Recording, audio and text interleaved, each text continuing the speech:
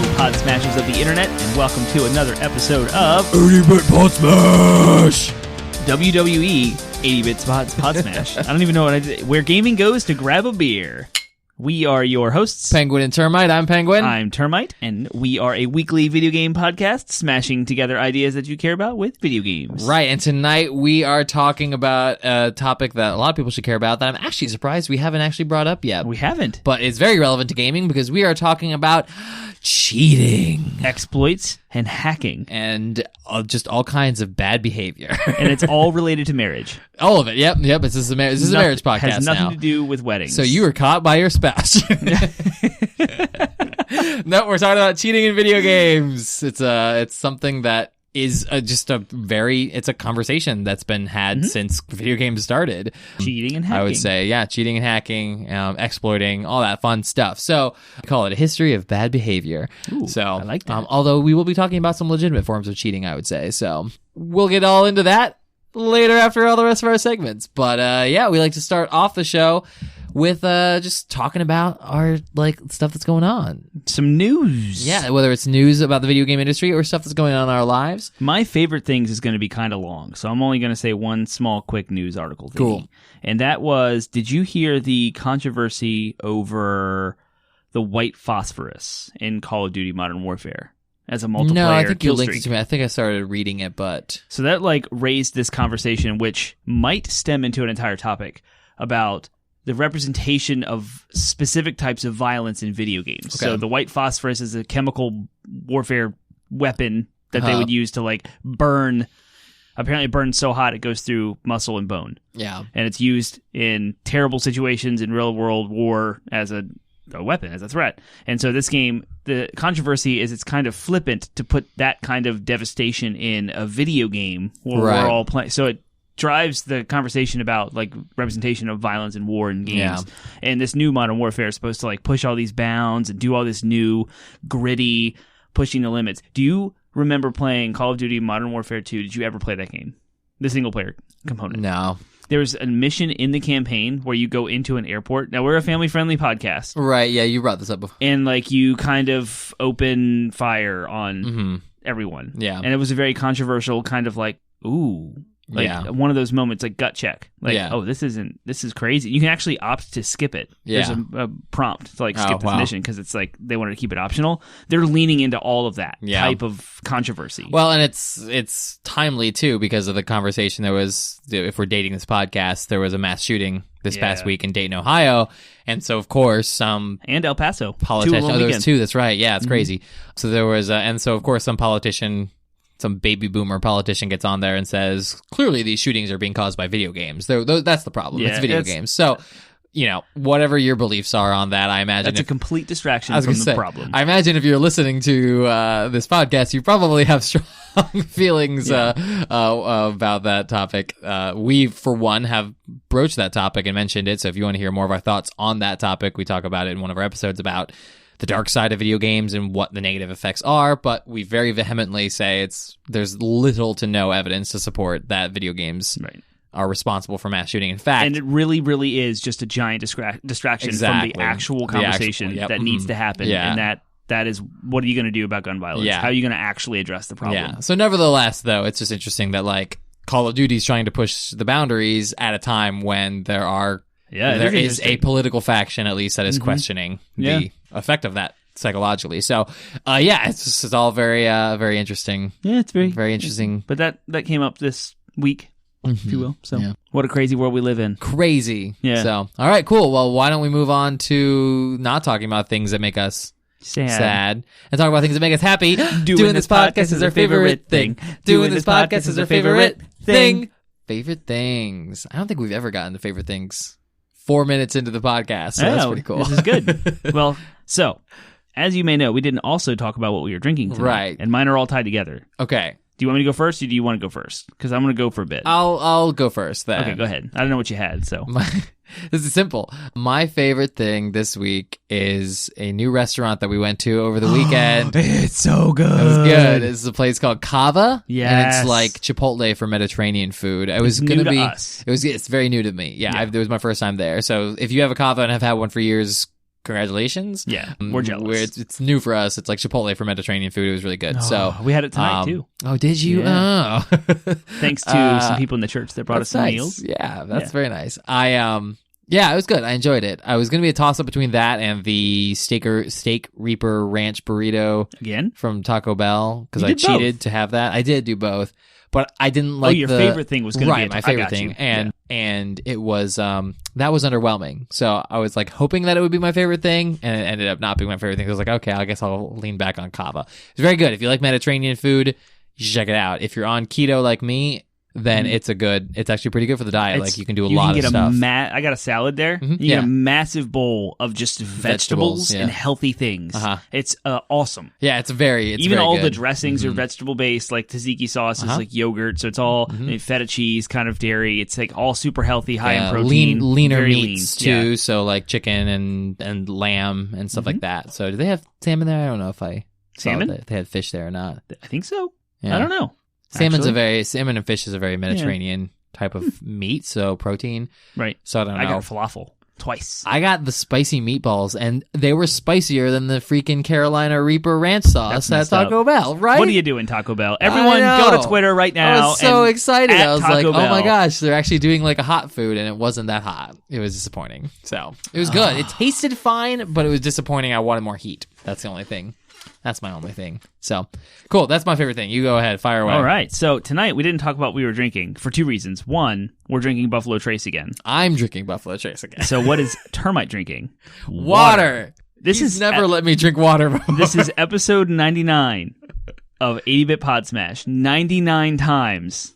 Well, I don't know if we drank. There were the earlier episodes I don't think we actually got in the habit of drinking. I thought we did. No, I think sometimes we did. Yeah? But I think that someone suggested, hey, why don't you guys have a beer with each episode? And we were like, oh, that's a good idea. So we did that. Oh. Yeah. So you're saying it was before we established? I think it was before we established that we'd be having a beer. Yeah. But nevertheless, we've done it for a good 90 so episodes. And I would not ever let you not drink. So here's why I'm not drinking.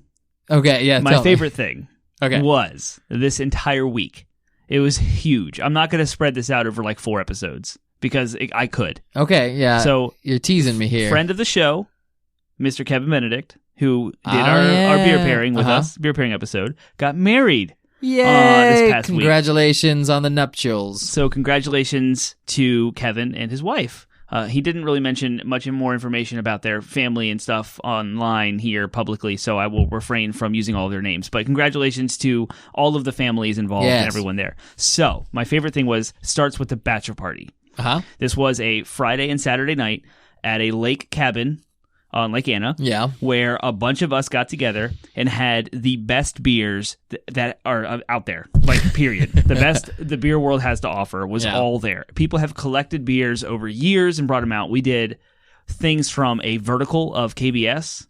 I said a lot of stuff there. A vertical is when you take multiple years of the same exact beer that have aged, and you compare them, and you do a flight. Nice. So KBS is Founders Kentucky Breakfast Stout. Yep. Only comes out once a year. So we had 2016, 17, 18, and 19. Shout out to Ben, who is now a new listener of this show. Whoop, whoop. So thank you, Ben, for bringing that beer, that vertical, and for listening to us.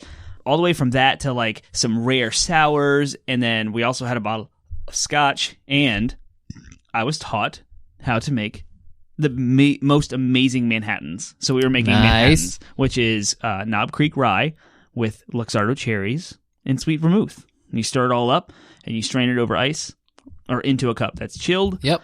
Awesome. So lots of fun. We played board games. We played an NES Classic. Also, shout out to Ben for that. Played some Ninja Turtles, some Mega Man. It was a weekend of shenanigans and fun. Absolutely incredible. So jealous. So that Super jelly. So that was Friday, Saturday. Okay, and then I came home Sunday, and my wife and we had some drinks together and kind of hung out and caught up. Monday was my birthday. So I continued my alcohol consumption through Monday. And then Tuesday happened, which was a work day and whatnot. And then Wednesday was the rehearsal dinner, where there was an open bar. Wow. So the rehearsal dinner was put on by Kevin's dad. So thank you to that family as well for the amazing, it was Brock's Riverside Grill, is that what it's called? Brock's Riverside Grill? Yeah. I've been there before. It's good. Yeah. So that's okay. Yeah, continued there, and then the wedding itself was Thursday, which was also an open bar containing beer and wine, which I brought a flask for the gentlemen to share while we were getting ready. Nice. And some other beers that we drank there. So I have had a week of consuming alcohol, and so I decided to take a 2-week hiatus from all alcohol. And that, wow, okay. And that is all why right. I'm drinking water tonight. Nice. I do want to give lots of shout-outs to fans of our show that I didn't know about, meeting new people through Kevin's family. So you guys are awesome. You know who you are because you listen to us. And I'm just trying to respect anonymity, if you will. Anonymity, yeah. Anonymity, that's the word. That's fun to say. Sea anemones. I don't know. So it was an amazing week. So much good things happened. So much good times were shared by all. And I'm looking very much forward to hanging out with some of these folks that are new to me and new to my wife, and also old-time friends reconnecting. So wonderful. Yeah, that's my favorite thing and the reason why I'm drinking water tonight. Why he's being boring tonight. Yep. Why, over the course of this episode, you'll hear Penguin get more and more sloshed as Termite sort of tolerates him. All right. Just like our marriage. Yeah, for sure. Because we're married. Right. Well, that was the... All right. That's Favorite Things. Yay. Favorite Things is over, which moves us to our next segment of the show. 10 minutes in. 11 minutes in. Yeah, wow. That's pretty good. We are just rolling through. DLC. I really want to keep that awkward pause in there. Do it. Oh, that's you funny. Can do whatever you like. Yeah. All right. DLC. Downloadable content is a segment of our show where we play a little game, have a little fun bit, a conversation you may not normally have about video games. It's a little side add-on. Yeah, a little side action is what it is. Oh, man. And speaking of side action, we're talking about cheating tonight. So, hey, our DLC today. Did you ever read any of those like relationship advice columns in like newspapers or anything like that? No. Okay. Well, there's a famous one, at least in the newspaper that I used to read at work. They used to just have newspapers at work, and during lunch breaks, I would like read the comics. And every once in a while, I would see what juicy drama was happening in the Dear Abby section of the newspaper. Okay. So Abby is a relationship. Yeah, she's a relationship expert or something. And so people would write in, "Dear Abby, such and such, such and such, such and such," and Abby would be like, "Here's what you need to do about that." So we're doing that. We're doing relationships. So it's Dear Termite. Oh. Yeah. Hey, what's up? Termite, we want to hear your advice here. So here we go. Here we go. Yeah. Dear Termite, my boyfriend, I caught him cheating. What? At Call of Duty this weekend. What should I do? What kind of cheating was he doing? He was just cheating. I know it. He was cheating. Was he exploiting something in the game to make his score really good? He was fiddling with his modem, with the modem while playing. And winning every round? So he must have been cheating. And you need to sit him down. You ready? I'm ready. Sit him down. With no video games and no phones, over a nice meal, when you guys are at your best attitudes and behaviors, and ask him about why he does it. Okay. You need to have a conversation. You need to communicate, because that is the number one thing. And you need to figure out why he's doing what he's doing.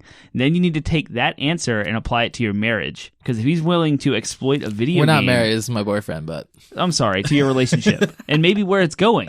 And its implications of its future based on this deep-seated motivation that you don't know yet what it is. So if it's something alarming, you need to get it out in the open now before your relationship continues. Because I think that is a giant red flag for him wanting to exploit something else for his own benefit. Dang, son. Thanks, Termite. Thanks, Termite, for the relationship advice. We should do that more often. Yeah, that was a good one. Dear Termite. All right, that's DLC. That's what we got for you. All right, well, that gets us nice early. 15 minutes in. If we could do every episode like that, boom. Boom. Boom. We have more time for our topic. So, well, the news needs to slow down because that's usually what makes us go crazy. Yeah. And this time it was slow. Yeah. So, our topic, cheating. Cool. Cheating! So we're talking about cheating, all the various ways in which people can cheat at video games or have cheated at video games. So we're going to be focusing on quote-unquote hacking, exploits, and just all kinds of other bad behavior. Cheating is kind of a catch-all term for all of that, though. So if you say someone is, using an exploit to, do something, or if someone's using bots, you're cheating. Or if someone's is hacking, you're cheating. Yeah, all those are just catch-alls for cheating.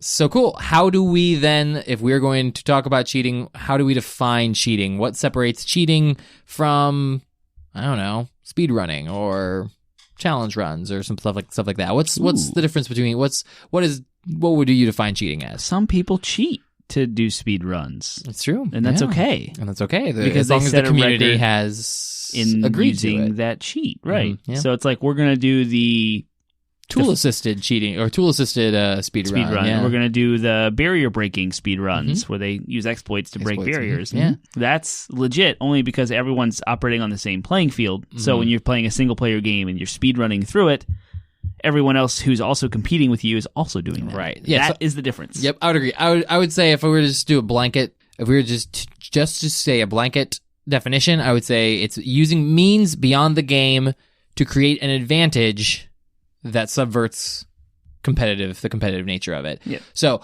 something that, again, if people agree and say, hey, we want to see who can do the fastest or the best or the blah, blah, blah, by, means we all can agree upon, even if those agreed upon means may be beyond what the game's intended gameplay are, that's fine. But if it's creating an advantage in a competitive environment, trying to create an advantage in a competitive environment that's normally not allowed in the game, malicious. Then it's malicious, and therefore it's cheating. Yeah, malicious. But you can cheat advantaging. non-maliciously, benign. Yeah, there are benign forms of cheating, which we'll talk about. So let's talk about all those forms. Yeah. Then. What are different ways people cheat in video games? There's a list of stuff you can do. So we'll start with those benign ways, and I would say the first obvious one over the course of the history of video games, cheat codes. Yeah. Cheat codes are, I would define cheat codes as code that developers have included in their game that allow you to, that are like they've programmed specifically to allow you to do things beyond their intended. One of the first most famous codes is the Konami code. Konami code, from Contra, and that's up, down, left, right, BA start. What would that get you? That gives you 30 lives. 30 lives. And that you can share amongst a co-op player instead of like 3. Yeah. And I think you still get continues, and when you do continue, you can use the Konami code again. You get 30 more. Nice. So the developers found it so hard that they needed to put that in there so their testers could debug the game. Oh, nice. without not being able to get to your level. Right. Yeah. That's another thing that's interesting about cheat codes is they're usually put in there as like little Easter eggs. Sometimes they're left in there mistakenly, but it's to allow things like testers to get their job done more efficiently. Yeah. Yeah. Yeah. The cheat codes the earliest memory of cheat codes I have, I probably encountered cheat codes before this, but my earliest memory with cheat codes were the good old Warcraft 2 cheat codes. Yep. Like, there is no spoon, I think, would make it. Oh, really? Would make it like, so every building you would make would be instant. Like, you could make a building instant. I don't remember the actual, instantly. like, StarCraft. I know there was, like, God mode, I think, which just made you, every one of your troops would instantly kill, would do instant damage or instant death to any other troop or building. So you just literally wipe through stuff like that. So yeah, cheat codes were like, I mean, there's tons. I mean, it used to be almost every game back in the day. Had some form of cheating code in it, like Doom. Yeah. Doom had the one you type in the keyboard, IDFK or something. It was like God mode. Yeah. I don't remember them all. Even like Turok for N64 had a cheat menu. You could go in and put in codes. Rogue Squadron for N64 and in GameCube. I mean, there's tons. I mean, we could go forever just talking about all the ways that. So those are like programmed in the game. Right. They're there for the players to use. Or for the mostly for the developers to use during the creation of the game, but they leave them in there so that the more like later them examples I have where you actually go into options and then cheat, like those are very clearly left for the players. But then there's the unlockable cheats like GoldenEye. Yep. Yeah, so there's things in the game that make it easier for you that you have to work to get.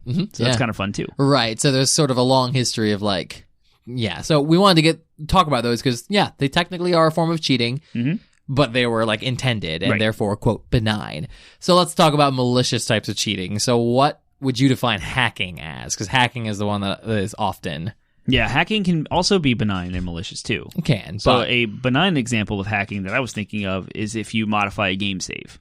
Like you can take your Borderlands 2 game save on PC and you can completely take it apart and give yourself whatever you want. You can make your own weapons. Right. And you can just modify everything you want and do what you want to do with it. Yeah, I would say a sort of general definition of hacking would be third-party modification of and it definitely requires game tools code. to do what I just said. Yeah, so you're basically you are rewrite. Yeah, you have to use tools to basically rewrite the game code. I would say that even that kind of hacking, like even the Borderlands 2 hacking, I wouldn't necessarily say is benign because you are then messing with someone else's intellectual property. If you're online, there's that too. Yeah. So that, I mean, then the difference between that and like modding. So like modding in Skyrim, for example, like which is totally allowable. And which is totally allowable because they want you to do that. They included sockets within their game code to allow people to do that. But if you're actually like giving yourself guns that do 9999 damage or whatever and then you're kind of trying to bypass the games. It's a fine line. Gearbox, it all depends on what the creators, I think in some regards, it all depends on what the creators right. And if you violate allow. the and license user agreement, end user license agreement, wow, I'm the one that's not drinking words, then you're violating that. So, and that's something you agree to when you install the game. You click that agree button that no one ever reads, that long list of stuff. It's there. And if you're using third-party tools to inject new code or modify code or reverse engineer code, then you're not. Usually, you're not adhering to their agreement that you agreed to. Yep. So that's what the word hacking. I would say that's what a sort of broad definition of hacking is. We brought the word exploits earlier too. What's an exploit? How's it different for hacking? Oh, like what I was talking about earlier with speedruns, the breaking of barriers. Like you can nuzzle Mario in Mario 64 into a specific. I thought about N64 generational anyway. Into a specific corner at a certain angle, jump a certain way, and you can break through a wall, and then so they are things you can skip over. Exactly. They're loopholes in the game's code that even though they're there by the developers, they weren't intended to be used in a way that allows you to bypass gameplay. I think another great example, of course, because this is me, but like a friend of mine got banned recently from World of Warcraft because of an exploit that Blizzard themselves they didn't patch. Like when the new patch came out, basically it was like a potion that gave you like an experience boost, and it was meant to stack, but I think they didn't put a cooldown on it or something, so you could sit there and use the potion to give yourself like 1,000% experience. Wow. Or something like that. It was something along those lines. I'll have to ask him the specifics about it. But I looked it up because he had told me that he got banned for this reason. And so I looked it up. I was like, what is that? So it was an exploit that, again, they didn't program it right, but they didn't intend it to be used that way, and they reserve the right to decide what is a bannable exploit. So that's like a good example. I mean, you see it all the time. Talk about it in competitive things. Like some people consider there's a maneuver in Melee called Smash Bros. Melee called wave dashing that some people consider that's a massive exploit, and a standard in all competitions. Yeah, I saw an Onion article or something that was like Sakurai commits to showing up at everybody's house to manually patch out the wave dashing from Melee. That's hilarious. Like that. It's pretty funny. It was a satire article, but it was pretty funny. But yeah, so there's all kinds of exploits are often like, oh crap, we missed that, and it's a competitive scene. We're going to talk about esports and how cheating affects that later, but like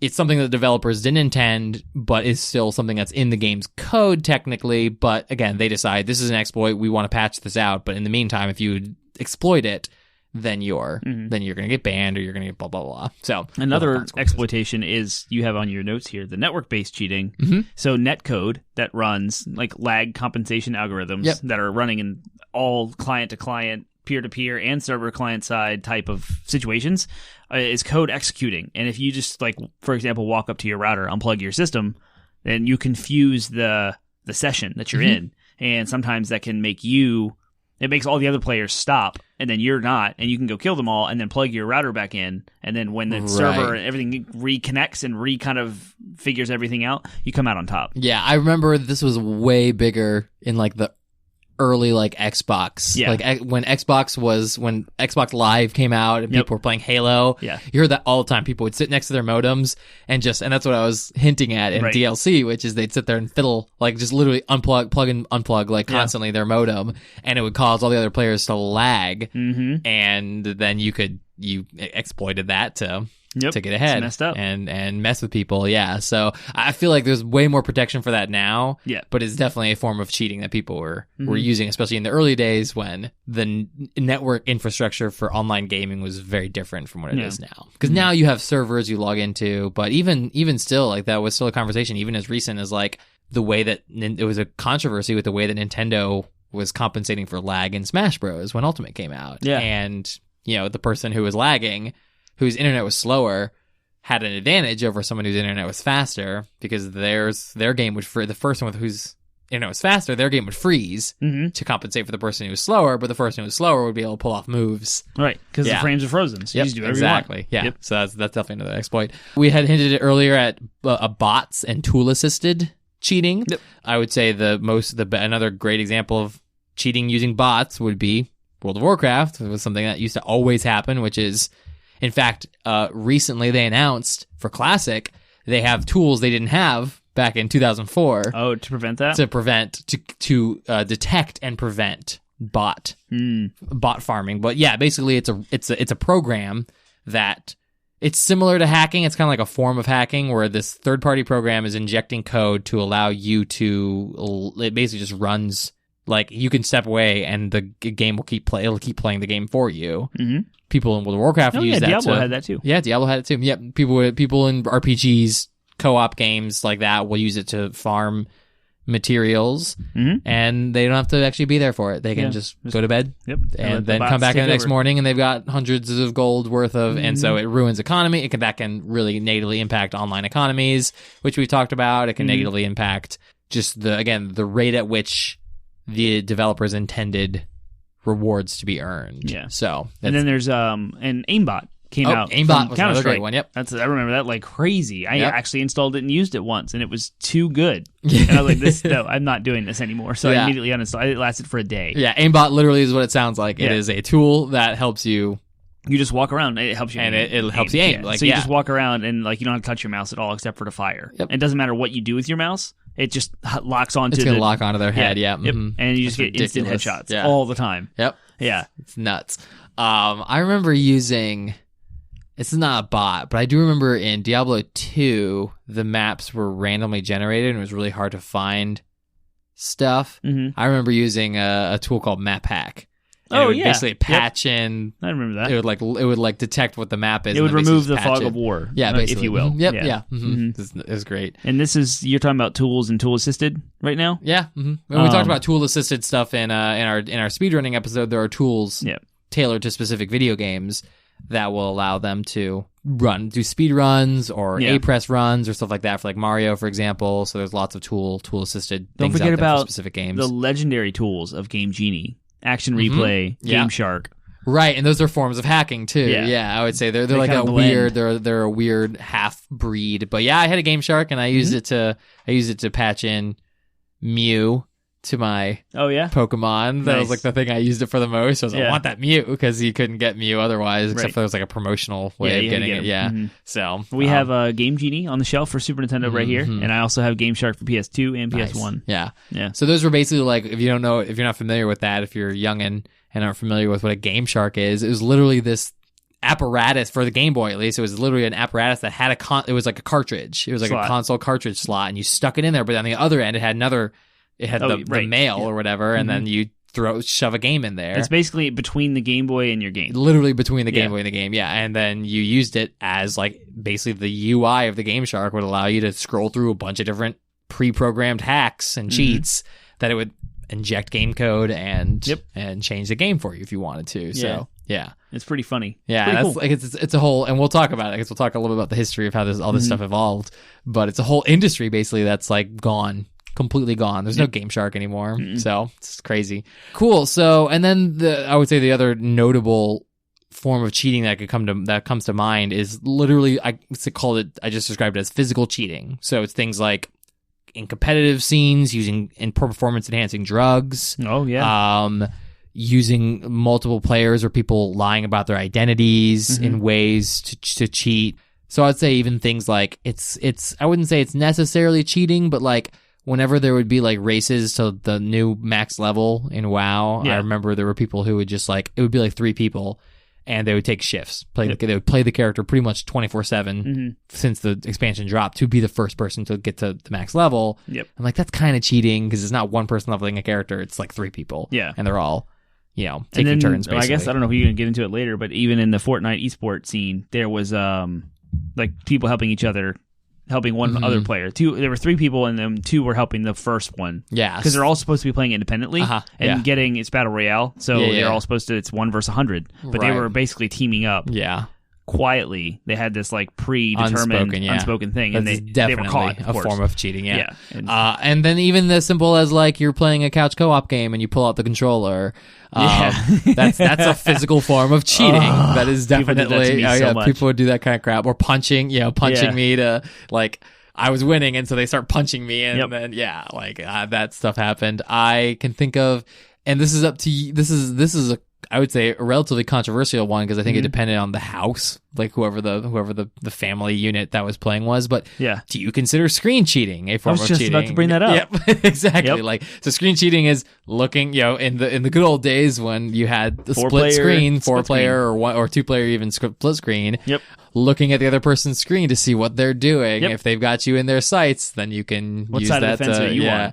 I used to not care. Yeah. But then I started playing, I used to lead a Bible study of like middle school boys when I was in college. Yeah. And they hated screen cheating. So I kind of adapted and was like, yeah, okay, I can see how I'll just adapt. You had your mind changed. Yeah, I did have my mind changed. I am vehemently on the side of it's not cheating. It's not cheating. It's not cheating at all. Oh. You have 4 screens. They're blatantly in front of you. There's nothing you can do about it. I can totally understand that The game argument, was designed and made with that in mind, and the multiplayer components were designed with that in mind. And therefore you just do what you got to do. It's definitely a relic, because it doesn't really matter anymore, because most competitive gaming is going to be done online or now at LAN parties. When I was playing Counter-Strike with my buddies back in the day, we would all be facing each other so as to not be able to see each other's monitors, but sometimes there was a reflection in a TV behind you or in the mirror in the window, and you could see where they were. I totally did that, and that was bad if I got caught. And then, there's all kinds of other forms of cheating that we haven't thought about or hit on. I feel like we've hit broad strokes, but we sort of, again, we include cheating as a sort of catch-all term. There's all kinds of forms of cheating that people haven't thought of yet, or have thought of and are doing now that we old fogies just aren't aware of. So, so we're going to be mostly focusing on things like hacking, exploits, and probably some physical cheating too. So, because those are, I would say, because things like network-based cheating doesn't really happen very much anymore. Cheat codes are a thing of the past pretty much too. So really it's exploits and hacking that are the big ones now. And then, of course, physical cheating too when you get into the esports realm. Cool. So let's move on to our next question, which is why? We talked about what or how. So why? Why do people cheat in video games? I guess there's a couple of reasons. I mean, in the esports, there's money involved. Yep. And there's fame and like public pride, if you will. Oh yeah, there was a Smash Bros player who was just blacklisted basically because he came out and admitted that he had been game fixing, which is like just like in sports. He arranged with someone to lose. He said, "I'll give you a cut of my winnings or whatever if you lose." So yeah, it's like counting like cards if you throw in poker. A game. Yeah. Mm-hmm. Yeah, like gambling. If you go into a casino and cheat, you're robbing people of money. Yeah, you can cheat. Yeah, or throwing games in order for betting purposes. Yeah, exactly. Like, and that's what he got to pay off for throwing a game. So he's been blacklisted from the competitive Smash scene. So money is definitely a motivating. I think generally, people were cheating well before esports were a thing. And I think it's just simply the human desire to create advantages by any means possible, to be able to tell your friends like I'm the best, but like doing it by shady means. Like look at my Call of Duty. Look how good I am at Call of Duty. Yeah. Like to even think that you could say you are any better than anybody else by cheating is just so like empty, and you're delusional. Yeah, I mean, you're actually better than other people because you cheated. It is, but the mind of the cheater says like I'm smart enough to cheat and get away with it. The rules don't apply to me, kind of thing. I guess, but again, like you and me, I don't know if I don't want to sit here and like toot our own horns, but maybe I do. But like, you and me have that old school sense of honor. Like you're only better at me if you do it honorably. Right. But like not everybody necessarily has. I mean, that's what the entire competitive scene stands on. Right. Yeah, you're right. And I think that, but not everybody has that mentality. There are people out there, maybe it's a form of narcissism, I don't know, but it's the sort of like, no, I'm the best I'm the best simply by being the best, no matter what that means, no matter by what advantages I need to. Again, there's a reason why cheating is like super prevalent in the sports world too, is because cheating is prevalent no matter what. Anything that's competitive, you're gonna have people cheating. Yeah, I mean the Patriots deflated the footballs. Yeah, and they won a Super Bowl out of it. Yeah, and then of course, not to mention steroids and all that doping stuff. It's just like it just seems to be something that's part of human nature, and I may not understand it, but that doesn't necessarily mean like I'm gonna understand the motivation for it, but put in those same circumstances as that person, maybe I would. I don't know. Yeah. Desperation is maybe a reason for cheating. Desperate for attention, I can see that also being part of it for people, especially in the early days. There's something of like a power play where you want to diminish other people's experiences. You just want to get in there and mess with people. That drove me griefing. Especially in using cheats or exploits to make everyone else's gameplay bad. Yeah. And it drives me insane. Like that person needs to be perma-banned from the internet. Right, because they just there's some weird like desire to want other people to have a bad experience, and maybe that comes out of maybe they're having a bad experience, but then in some cases I think those people are just bored. Right. And so I'm bored. I want to do something that pushes other people's buttons because I'm bored and that entertains me. And you know, we're starting to drift into this area of like, why do bad people do bad things? Yeah. And the reasoning for that is as varied as there are people in the world. Right. And you know, it's depressing though. Like, so that's why I want to like start to veer into other topics, just because it's like, it is sad to think that there are just people out there who just get off on cheating. Right. And making they, everyone else's again, experiences bad. And I do believe that like put in their shoes, you know, who knows what myriad of psychological factors are at play, whether it's as intense as abuse or even just as simple as just being grown up spoiled or whatever, you know what I mean? But like everybody kind of suffers from one, you know, malady or another, whether it's due to their own psychological state or whether it's due to circumstances in their lives. And so it's hard to, you can't just judge every single person. Nevertheless, you can evaluate their behavior and say that's bad behavior. Yeah. And that's what we're getting at is like cheating in video games. It may seem like not a big deal to someone who maybe is not a gamer, but it is a big deal because it's at the core, at the root of it, it comes from this motivation, this heart of, I don't know, I just get a bad heart. It just comes from this place of that I would just, you know, maybe it's not fair to describe it as intensely as evil, but it is coming from a place of just bad, like rotten, spoiled. So, so moving on. I want to talk about the benign motivations for cheating. Sure. Yeah. I hacked my Wii and put a homebrew channel on it because I was in a computer science class and I wanted to try some sort of hack or exploit involving a theory that I'd learned in school. And it's actually the string buffer overflow. And they use Twilight Princess's method of inputting opponent's name as a way to inject code. It was fascinating. Yeah. And so like that's the kind of stuff that I think is a reason for like hacking and cheating. Oh yeah. And that's a good point. Yeah. And that's for learning purposes. Like I had no malicious intent whatsoever, and I quickly removed all of the hacks and brought it back to, I formatted everything back to the factory standards, you know, afterwards. Well, yeah, and there's other, you know, you can just, I had mentioned before, I used a Game Shark to give myself a Mew in Pokemon. Like there's, you know, it's like, this is a promotional thing that was impossible to get otherwise.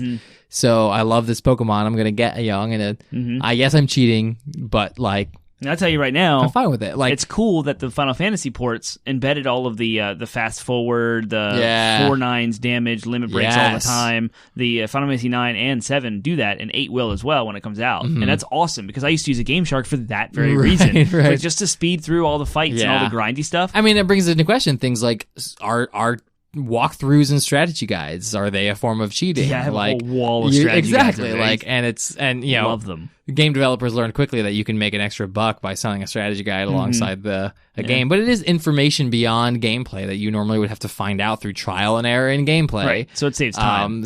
But again, it saves time. So you're right. There are absolutely benign motivations and reasons why people cheat.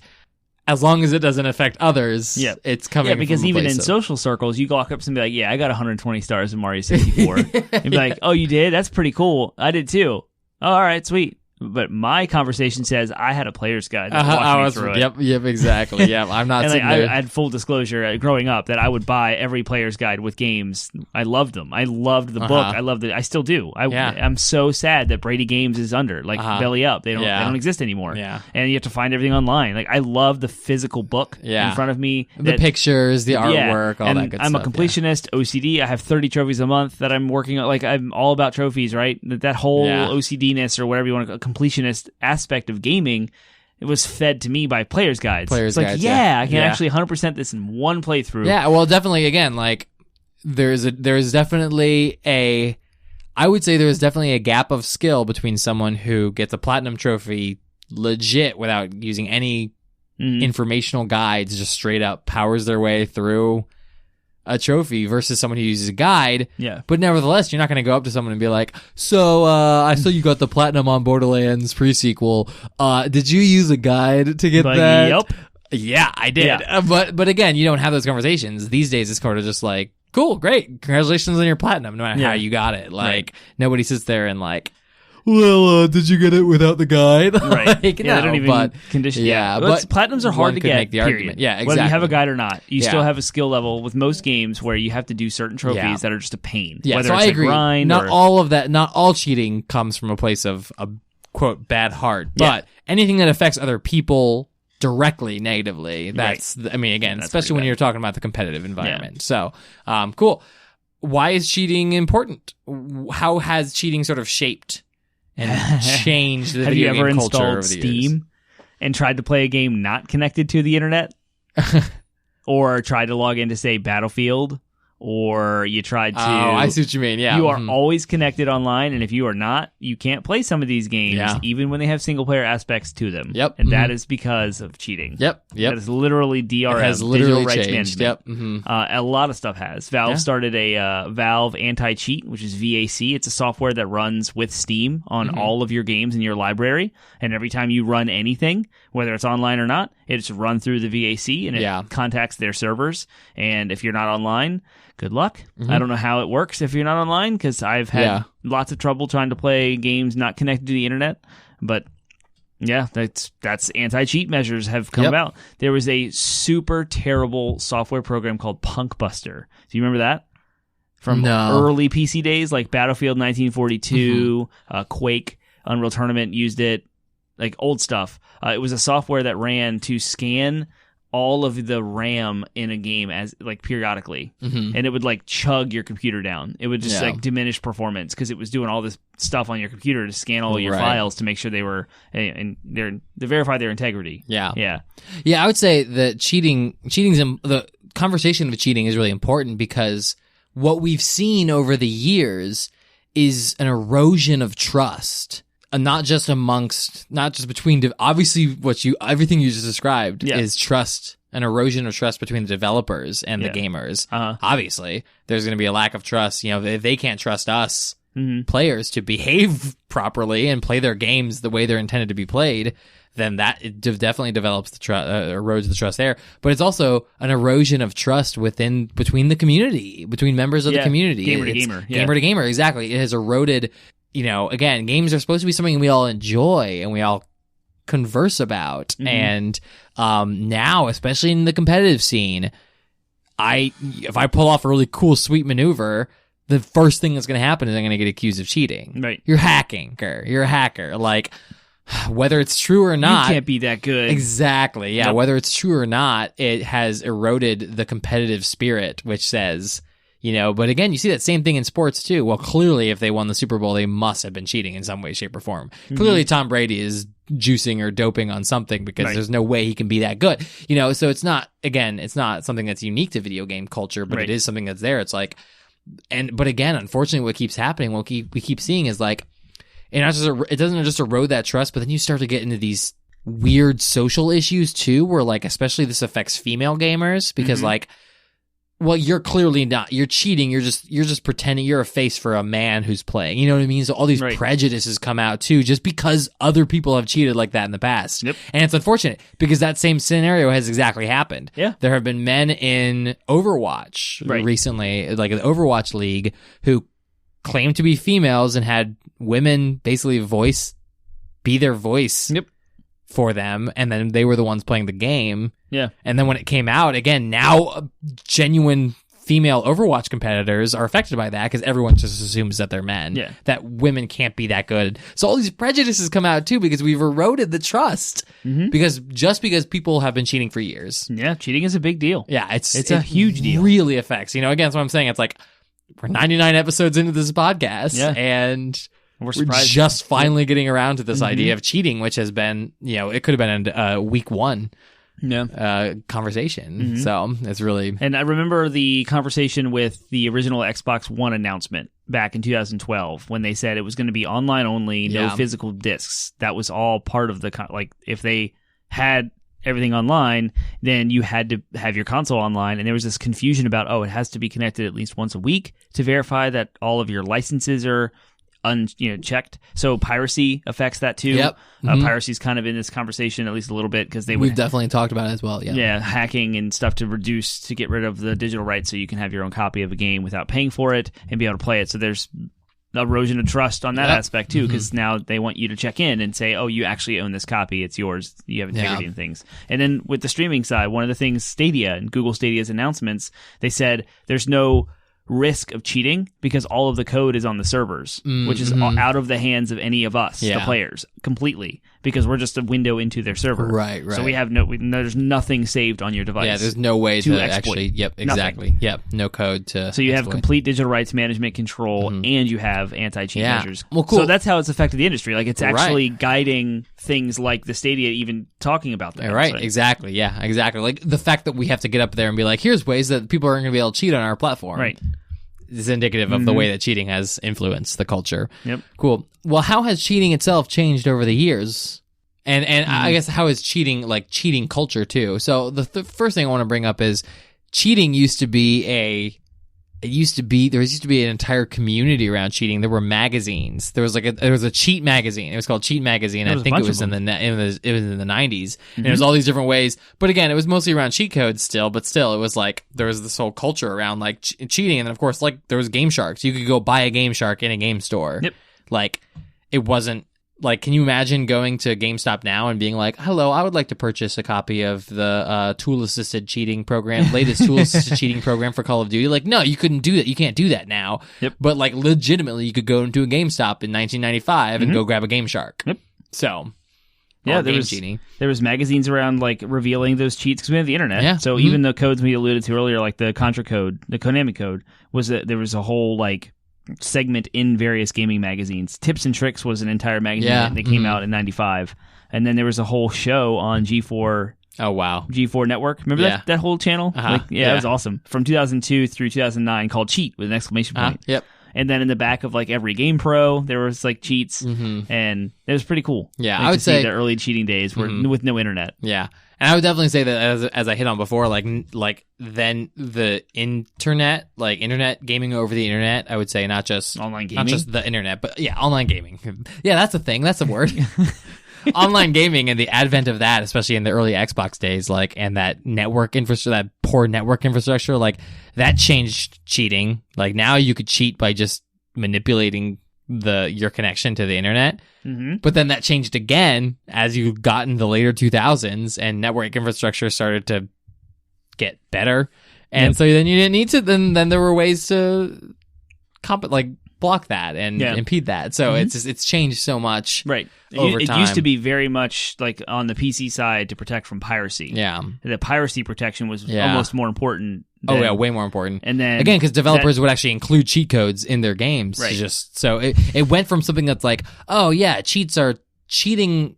I would say pre the year 2000. Yeah. Cheating was something that was like, oh yeah, it's fine in video games because developers were including cheat codes. I remember the most fun I ever had in Grand Theft Auto was using a cheat code to get infinite Molotov cocktails causing going into the street and burning everything and everyone. It gives you a little insight into penguin psychology as a 13-year-old. But yeah, it used to be something that, cheat codes are, of course there's cheat codes in the game. Of course we want you. We're actively encouraging you to cheat. There's a whole culture around cheating. Right. And then it went from that to then suddenly there's online gaming. And suddenly there's like we don't want you to have any advantage over other people other than what the game. Yeah, we need to protect and keep our clean integrity environment. Yeah, exactly. And so I really think that the biggest way cheating changed or cheating culture changed was the advent of online gaming, which you may look and say, yeah, that duh. Of course, yeah. It changed everything. Yeah, exactly. The fact that games can be patched after release. Yeah. Was a monumental shift in the gaming industry, too. Right, yeah. Exactly, because then all those exploits we talked about, can be patched out. You can't go back and patch Mario 64 to get all those Hence crazy... your joke earlier from The Onion or whatever about Sakurai going to the parties with Melee, Smash Bros. Melee, and getting rid of wave dashing. Yeah, exactly. You can't just patch that. You can't patch that out, but now you can. Now if there's an exploit in World of Warcraft, they can say, cool, we're going to patch that out. We're going to do a hot fix to patch that out. Done. Yeah, there's a running joke in WoW that Blizzard constantly patches out fun. So like they introduced an item that were called like corgi glasses. Yeah. To make it so that like you could every single NPC in the game you could turn them into a corgi on your screen or whatever. And it used to have it had like a 6-minute cooldown, so you could do it constantly. And then they hot fixed it. Yeah. And they're like, at the time, I think like shamans were underpowered or something like that. So people were like, so instead of fixing shamans, you guys nerfed fun. You guys decided to nerf, you guys decided to hot fix and add a cooldown, like an hour cooldown to corgi glasses instead of, fixing broken glasses. So yeah, it's a well-known thing.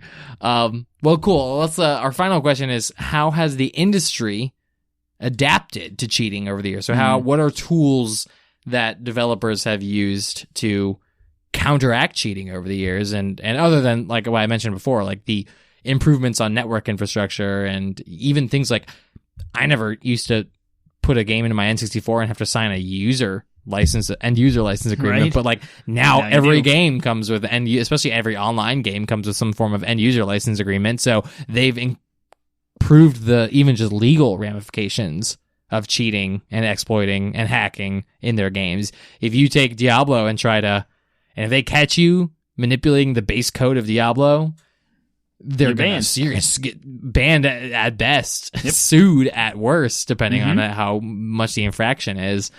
But even things like Overwatch just recently announced they're going to have software in their game to detect cheating and end the game. They will say that's it. Especially in competitive games, they will cut the game off and say, nope, one person was detected cheating, so this entire game is over. This entire match, it just gets cut off. Everyone gets kicked out of the game.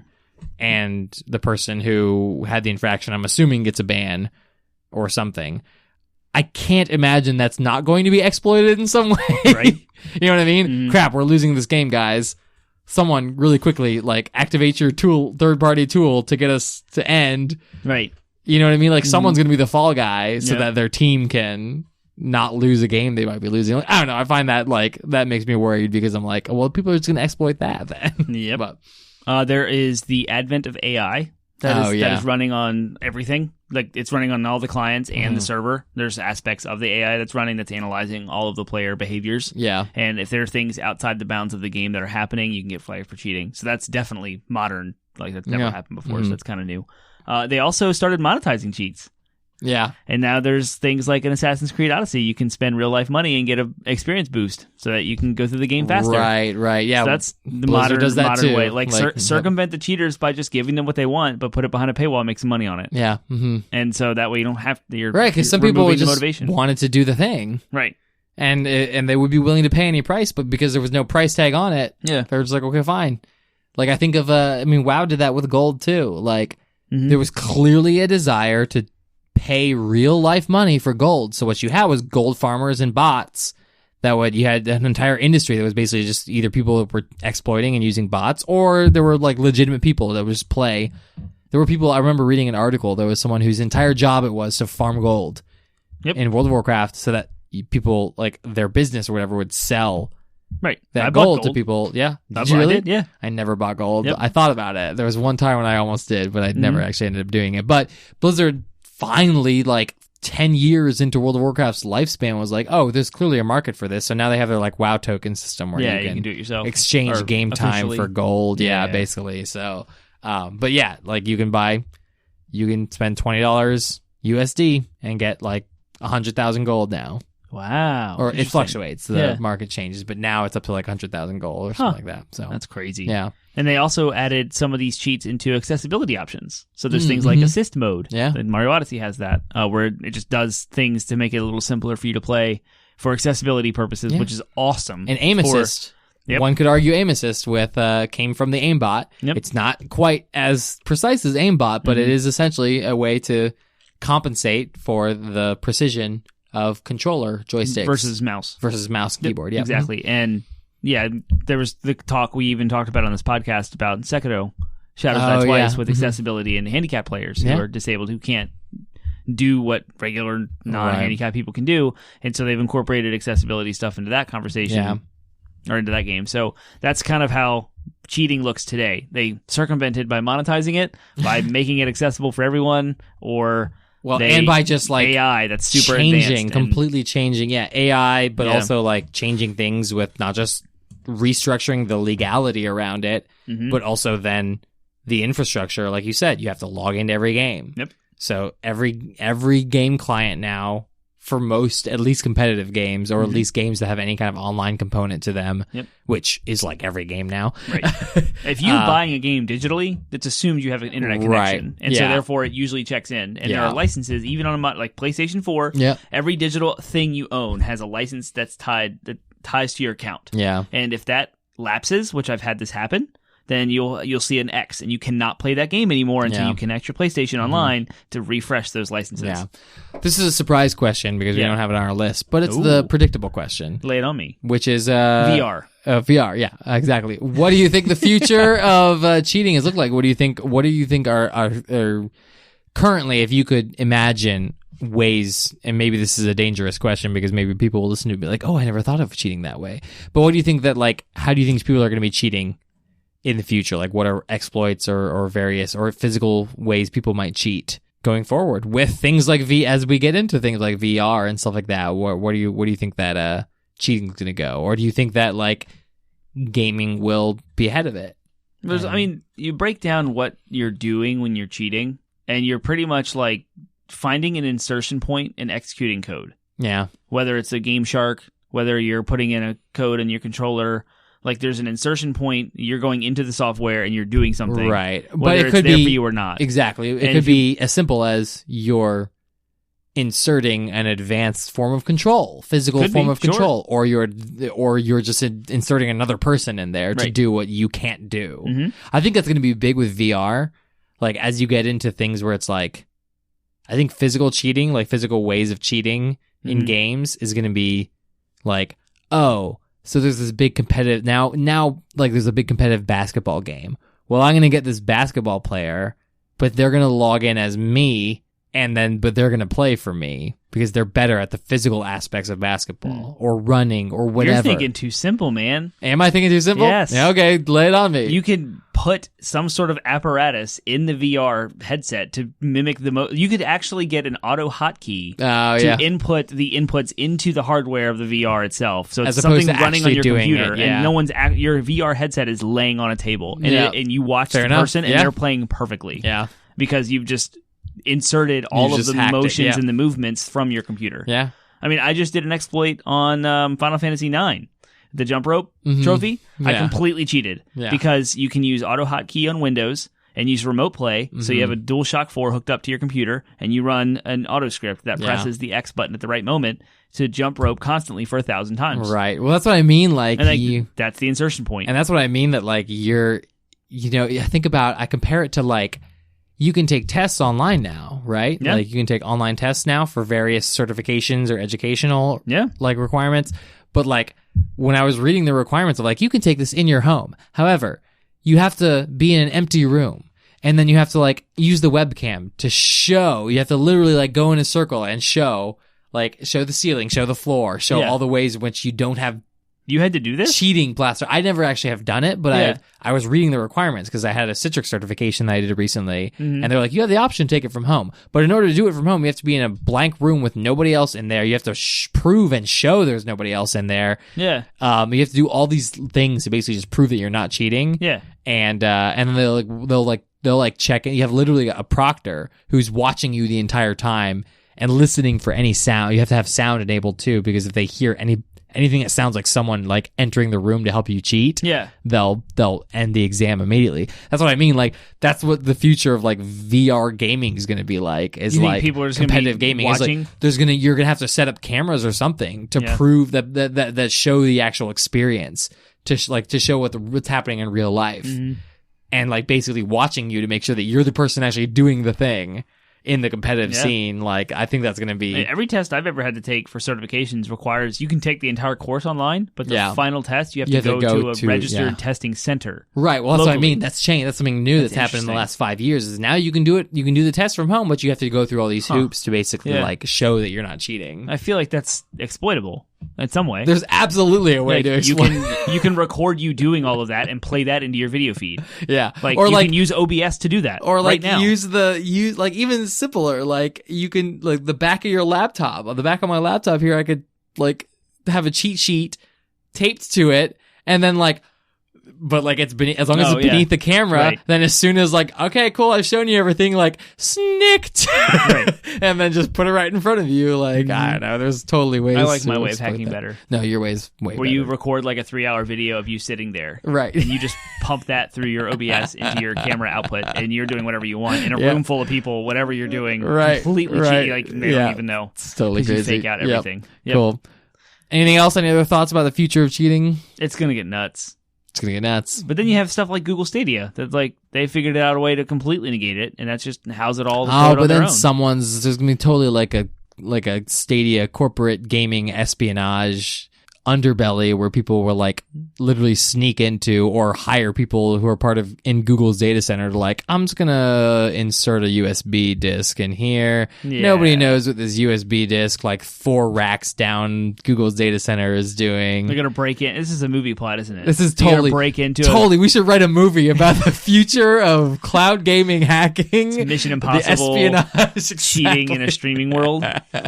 Yes. Yes, let's do it. Termite Right. and Penguin? We're gonna submit the script. Dude, Totally dude, submit the bop, script dude. by next fall.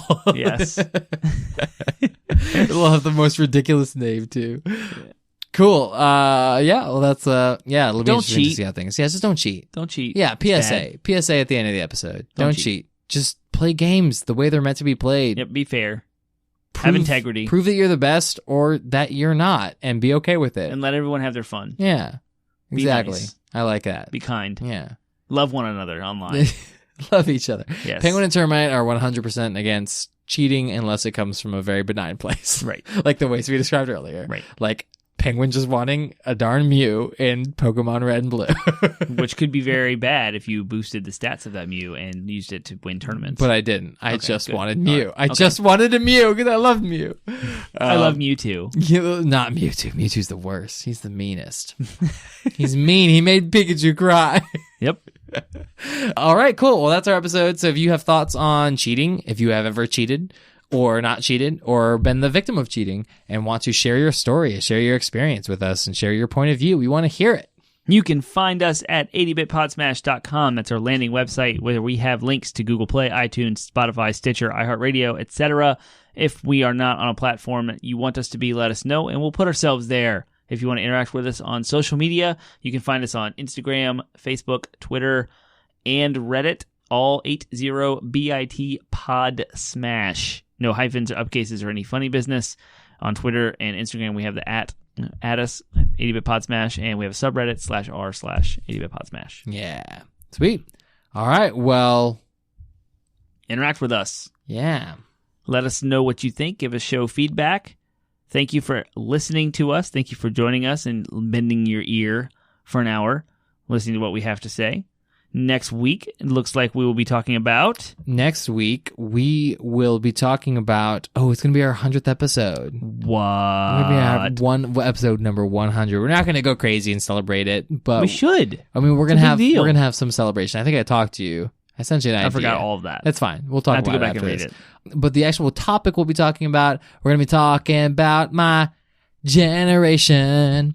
We're mostly going to be talking about our generation of gamers. We're going to be talking about the sort of millennial / Generation Y, whatever you want to call it. Kids born in the 80s and early 90s. How is gaming different for us than other generations? Sounds exciting. So we're going to be talking about our generation for our 100th episode. We are entitled millennials. And they weren't. Totally entitled millennials. So yeah, look forward to that, and we'll see you next week. See you next week.